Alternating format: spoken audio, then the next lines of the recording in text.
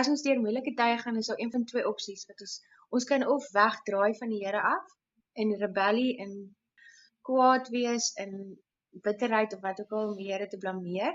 Dis altyd iemand blameer. Ja, En dis baie keer die maklikste ding om sommer die Here te blameer en dan of ons draai na die Here toe. ja, En dis vir my altyd ja. so hartseer as ons wegdraai van die Here af, is dit soos cut off your nose to spite your face. Want alles wat jy nodig het.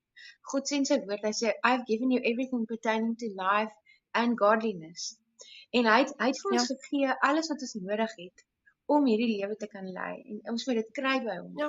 in 'n verhouding met hom. Amen. Nou wat gebeur as ons wegdraai van hom af, sny ons eintlik af van daai lewensaar, daai voeding, daai bron van Mm, hoop wat ons nodig het. En dan begin ons mm. die pad byster raak in die sin dat ons net nie meer hoop het nie, ons gaan in 'n diep donker gat in. So wat wonderlik is Ja, van worship musiek veral,